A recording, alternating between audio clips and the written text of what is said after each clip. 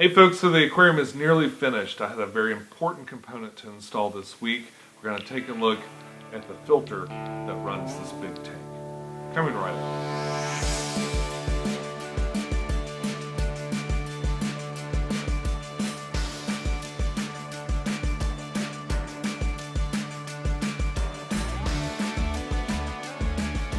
Hey YouTube, this is Pecktec, and today we're going to take a look under the hood and see exactly what I've got in here to keep this tank clean. Now this is a big tank, so I needed a big filter, and I decided to go with a sump. Sumps are really common in large tanks like this that have drilled out bottoms for overflows. Now in this tank behind me and in several other tanks, they have something called a weir, which is basically a series of openings where the water can pass through. And on the other side, there's an overflow. Now each side of this has two holes, one's for an overflow and one's for a return. So the water comes up through the returns, it starts to build up in the aquarium until it flows over and it goes back into the sump. A big advantage of having this sump to begin with is it really increases the amount of water in your tank. So a 210 can become more like a 250, at least as far as water volume goes. Another great thing about a sump is you can generally hide your equipment, so your heaters and things like that can all be put inside the sump.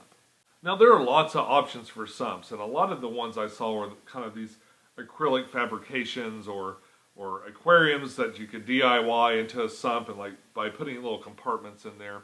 I decided to go with this system. I discovered Custom Aquariums, I guess, about 2 years ago at the Aquatic Experience. I actually did a video with one of their employees, and I'll link that down below. But ever since I saw the Custom Aquarium stuff, I knew I had to have one.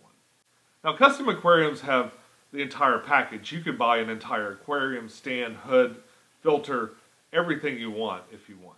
Or you can buy just a little part. So if you just need an aquarium or you just need a sump, you can get those too. Now, the Custom Aquarium seamless sumps are a little bit special for a couple of different reasons. Let's talk about that. What seamless means is it's made out of one piece. So there's not actually bonded together by anything, so there's nothing to leak. As far as what these are made up of, these are polyethylene plastics. It's a very hard, durable plastic that is super tough and resists any sort of things building up on it. So things can't really adhere to its surface, which makes it really easy to clean out.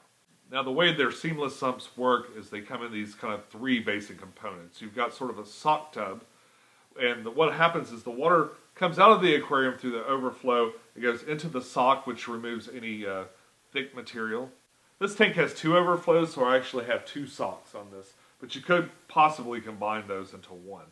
Now after the sock tub fills up, it goes through this little spout here, and it goes into the next chamber. And the next chamber is a baffled chamber. Now the first part of the baffled chamber has your biological material, so the water comes right out of here and flows right through a tray of biological material.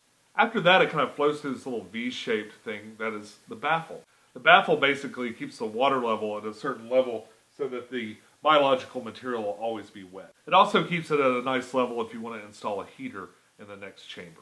Now after it flows over the baffle, it goes into sort of a holding tub where a pump pumps it back up through the returns, and the process starts all over again. And the third component is this tub, and they have small and large versions of it. You can use these tubs for any number of different things. They've got two spots, so you can attach it back to the tub that has the pump in it, very high or very low. If you touch it very low, it kind of turns that tub into an evaporation chamber, so you can kind of working like an auto top off for it. And if you attach it high, you can make it sort of a refugium. So if you want to grow some plants like I've done before, or if you got some baby fish to grow out, there's any number of scenarios for that other tub. And it's really fun to go on their webpage and see all the different versions of these things. They're so modular. You can mix and match these things and make any number of different kinds of really cool filters for big, big tanks. Oh, and because they come in small pieces, if you've only got the little small doors like this, you can easily put one piece in at a time, move it into place, put another piece in at a time. It's not one big item that you have to stick in there. I actually have a big double doors behind me here, and it opens up and it's a nice wide area to work. But I decided to take the higher maintenance areas of these sumps, that is the sock drawer and the biomedia. I decided to leave these in this one special area right here where it's really easy to get to. And that leaves me a lot of room in there for the tub, which I'm going to hook up later at a later time. But that'll leave me a lot of room in there to work with. Another thing that's really neat is this is not a pressurized system at all, so it's not like something that's going to leak under pressure. You have to watch seals or things like that. This does have little glass tops for all the openings in between, so you can look and see what's going on inside, but it won't evaporate quite so bad. They've got a lot of convenient holes for the return tubing, and also grommets and stuff for electrical cords, especially in the baffle. The sock tub came with these really nice, convenient, tight-fitting hoses right here, and really the only modification I did was I took it down about a 1/2 inch, I believe. I think it comes with a 2-inch hose or 1.5 inches or something like that. So I took it down just a little bit because I needed to match the overflows coming out of this Aquarium tank. Actually, most of the plumbing, if not really all of the plumbing, I owe a big thanks to Leah Watkins. She's my good buddy at the local fish store here in town, and she came over and showed me how to do it. She's hooked up tons and tons of these tanks. And that's great advice too. Like if it's your first sump, if it's your first time doing one of these, and especially dealing with a volume of water that could be, quite tragic if anything really went bad, it's probably a really good idea to go ahead and invite a friend over to help you out and make sure it just gets done right the first time. This tank didn't come with the overflow or the return pipes in there all set up. You had to kind of assemble those yourself, and she helped me put those things together. Thank you so much, Leah. I really appreciate your help. Also, I had to drill out some holes in the background to make room for the returns, and I've got all the flexi hoses out, so basically I'm ready to go. Something else that this tank came with was some special biomedia, and their biomedia is a little bit different. It's sort of a ceramic material, but it's really, really round. And I guess the idea is that the big chunks and particles will kind of roll off there, but it'll still have some porousness for the really, really small bacteria, which is really what you want to live there. Sometimes media with big nooks and crannies, what they do is they just kind of gather and hold things. So they're holding the organic compounds that keep the biological stuff from being able to get into the little cracks and live in there like they should. Or at least that's the thought process behind these things. It's a really interesting media, and I went ahead and added it to most of the trays. What I'll probably do is on the top trays, I'm going to add some used media to kind of help seed the rest of it. And then I'll just take it out as part of the natural cycle.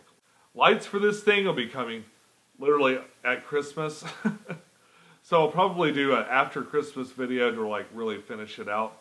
I think next week I'm going to unbox at least one more big package and start looking at the hardscape and maybe some hardscape options and kind of really getting that set. I'm going to at least have my ground cover set and some hardscape stuff kind of in place. And I don't know, I might even aquascape it and just put the lights on as a secondary thing. I think the plants could last for probably 2 or 3 days without the final lights on them.